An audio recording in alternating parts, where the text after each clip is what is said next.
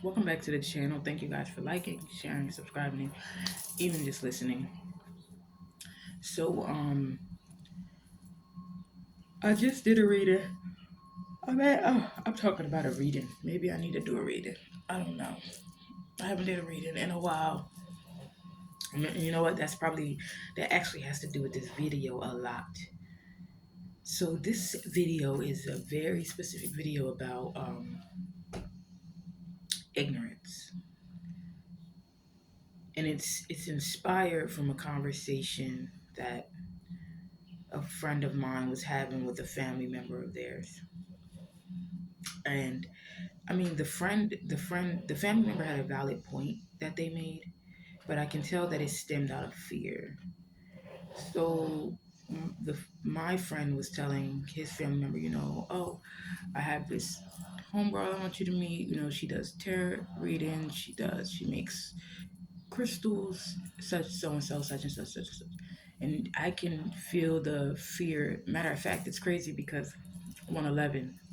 It started off earlier that day when my friend was like, "Oh, I should buy you this for Valentine's Day," and he showed me the crystal, little trees, which I always wanted one of them, and they have crystals on them. It's like a little tree that has crystals on them, and a crystal tree. And he said I should buy my aunt one too because her birthday's this weekend. And I said, no, don't do that. And he probably thought I was just talking. And I'm like, no. I said, because if they're not, I wanted to say, let's just say, if they're not spiritually woke, but really I'm going to say educated enough, and they're too religious, you might get a not so good experience or response from getting them these things. I could see he kind of didn't understand. And I kind of told him, like, if they're too religious, they'll believe that crystals are evil. That's I wanted to sum it up as that. And as I said it, I just knew it was buffoonery. It just sounded crazy to say that a crystal could be evil. A mineral from the earth could be evil. And then it's crazy because the person ends up talking to their family member, which I think happens to be this person's son that they were thinking of doing a crystal tree for. That's who they were telling, that I do tarot readings and I make crystals and stuff. And the person, I could tell they were hesitant. They was like, well, as long as this person just makes them as bracelets, as long as they don't bless them. And I'm like, I don't need to bless them because I'm blessed. But either way, we get into a conversation. He's talking about a girlfriend of his or a friend of his that had gave him sage and a crystal for safe travels on his way to up 313 to a particular place. And he said he knew he should have threw it out because he feels as though that's the reason he didn't make any money. And I was like, no, that was just your fear. It was your fear that put you in that predicament or that place. And it really had me ponder on the fact that ignorance is bliss. And how people, and he was like talking about Jesus Christ, this, Jesus Christ, that. I feel bad even making this video because they see it, they see it. I have to be real. But it made me think, and I ended up having a conversation with my friend once he hung up the phone. And I'm like, these people, I said to them, I said, people fear what they don't know. People fear what they don't understand. And I meant that because you're talking about sage being a reason you didn't make any money. But sage is literally a herb. And if you drink tea, there's sage inside of many teas. So do you know how crazy you sound to think, it is evil? When sage has the ability to cleanse the body, it's just a herb. So then, and like also crystals are just minerals from the earth. Like this stuff is beyond crazy to me. But the deeper I thought into it, I realized that this is how deep the programming of religion is on people. That even when there's scientific fact, even when there's proof, the fear of hell, the fear that there's some God waiting to cast them to hell, has programmed them. And it really made me realize how religion truly is a program. Because there's things that can be proven scientifically. And one of them is that the earth is 6,000 years, that the Bible is 6,000 years old, excuse me.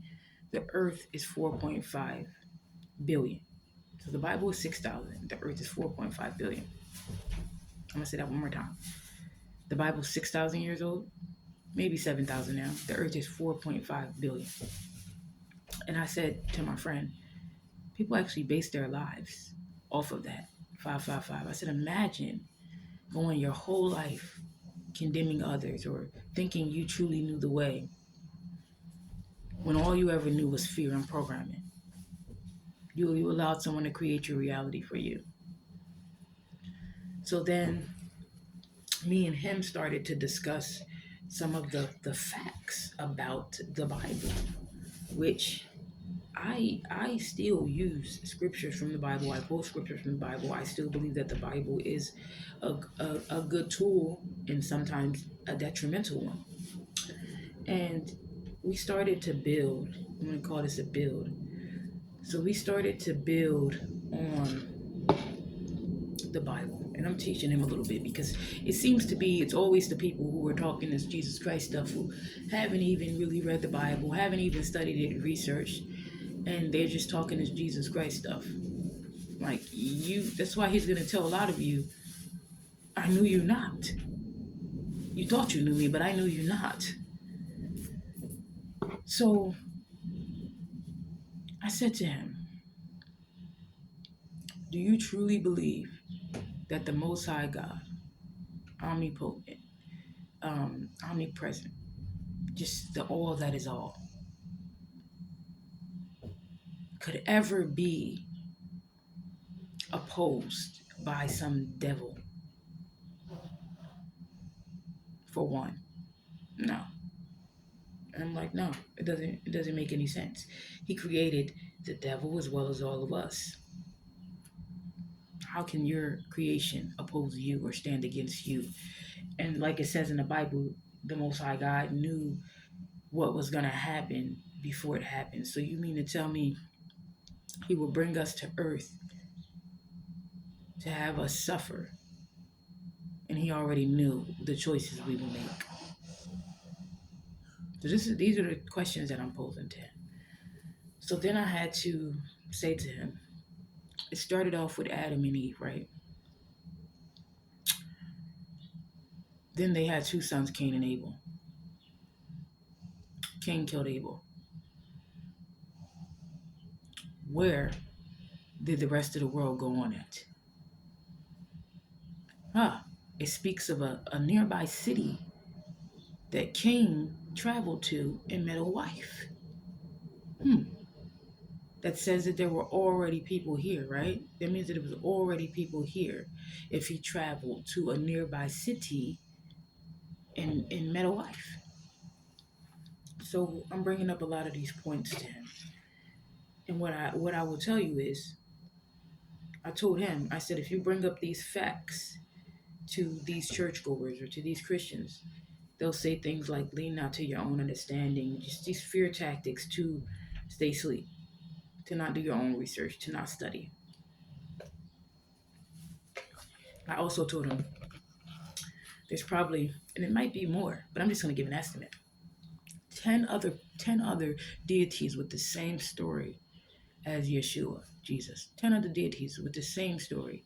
Krishna being one of them. I say to Krishna, I say to Yeshua as well. Haru being one of them. I say to Haru. So there's these many other deities with these stories, the same one as Yeshua. And I said to him, do you think that the Most High God would send people to hell who were never born here, never touched the Bible, their family never believed in it, so it's not of their program, they knew nothing about it. So you tell me he's going to cast these people to hell? For what? I said no, he wouldn't do that. So as we were building on this conversation, I really understand the detriment of religion. And I want you guys to understand there are certain beliefs, core beliefs that I have. And I used to be the Jesus girl. And I still love me some Yeshua. Believe that these different people, these different deities that we called, God, because people worship Jesus as if he was God, but God said he was the Son of God. I believe they're all people who are walking this path that we're walking today, ascended masters, to become these ascended masters. And I feel like they have reached it. They have reached a level. I also spoke with him about how Jesus was looked at as a sorcerer and how the people of the church didn't even like Jesus in the Bible, 11:11. They didn't even like Yeshua. So I spoke with him, told him the oldest religion was Hinduism, which was made before Christianity. All of this plays into if Christianity's religion was the end all be all, why would there be so many denominations of it? Because what does the Bible say about the Most High God? It says that He is not the author of confusion. He would never leave you confused. So you already know that there's something not right then and there.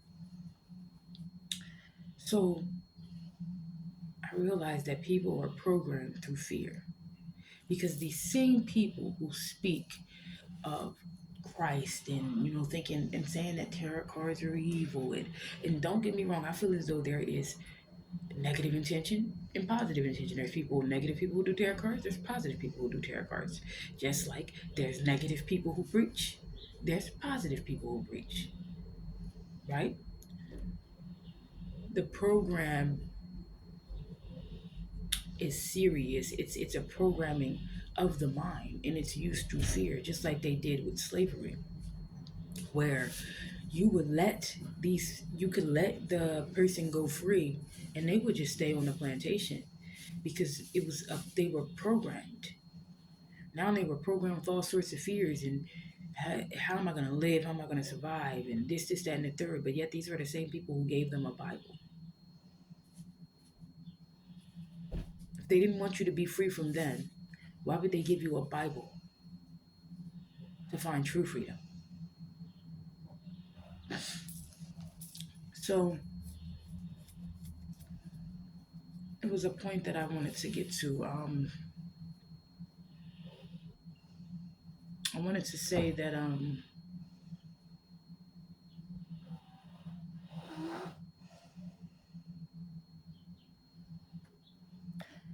you have 333. You have to do your own research. You have to study and show yourself approved, which the Bible says, or else you may follow a path that you think is undoubtedly true to your own actual hell. To live in fear the way people do of the Most High God is just crazy to me. It says, oh, God is a jealous God. Ye shall have no other gods before me. What other gods are they? And why would God be jealous if he's the creator, the end all be all? Who who could he be jealous of? Unless there were other people of his stature or other beings of his stature for people to worship.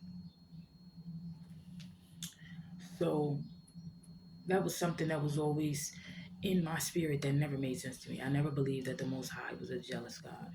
No, I don't believe that. I feel like jealousy is a negative trait and that the Most High does not have that trait within him. Not at all. Because jealousy kills. And I'm sorry to have to say this, but that's what the God of the Bible does. And even in me saying all this, some of my program is still there lingering. It says, are you really questioning what you have been raised on? I just don't believe. I do not believe that the Most High God would murder so many people in the Bible and he already knew what they were going to do. I just don't believe it. That's a belief of mine. And I'm going to be honest. I wouldn't want to serve anyone like that. Because me as a human personally, I'm not. It's a lot of things that people do to me.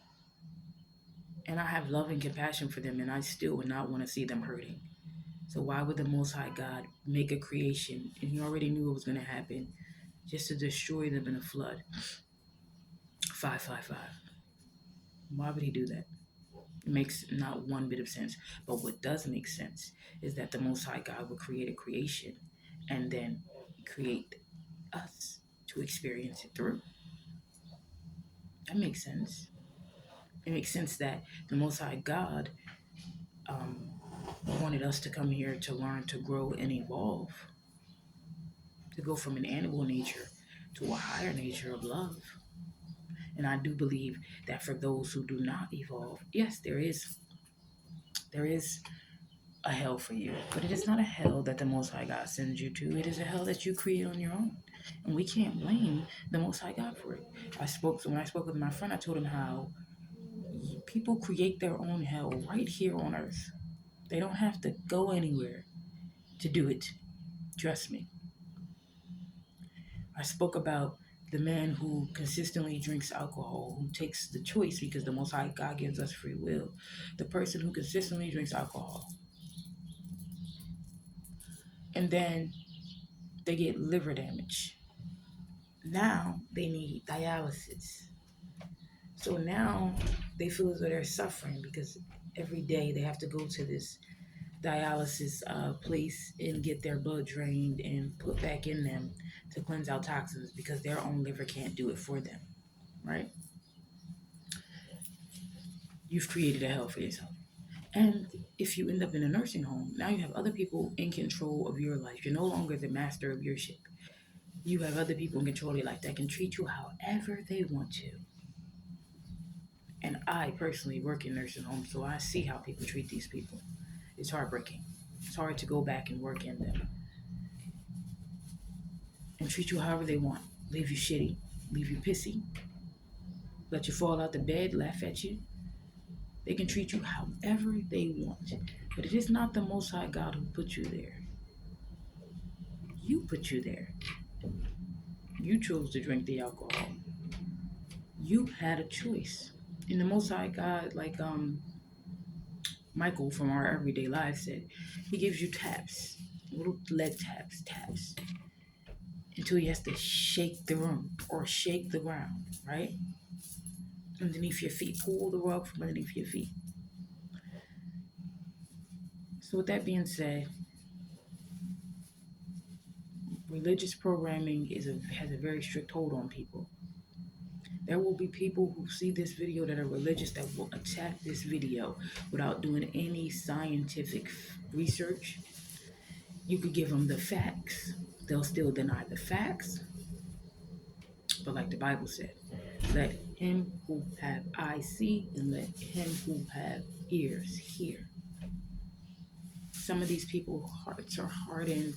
They can't hear. They can't see. They can't see the truth right in front of them. And the truth is that the Most High God is love. That's what he is. He's not around condemning anyone. He's not doing anything to you. It's not what's happening. You're doing it. He's giving you the power. You have to hear. Here's the power. I'm going to give you the power to choose what you want to do. I hope you make me proud. But if you don't, I still love you. And just know that you don't die. You'll have a chance to come back and do it again. And do it again. And do it again. And this is why Ascended Masters or us people on this aspiring journey, this spiritual journey, we are trying to break that reincarnation cycle. We don't want to come back again. We understand what it takes to evolve. And that is love, understanding that all is one and one is all. What I do to you, you do to me in return. The frustrations I see in you, I probably have within me, and I'm projecting them onto you. I just want to say thank you guys for liking, sharing, subscribing, just listening. Namaste.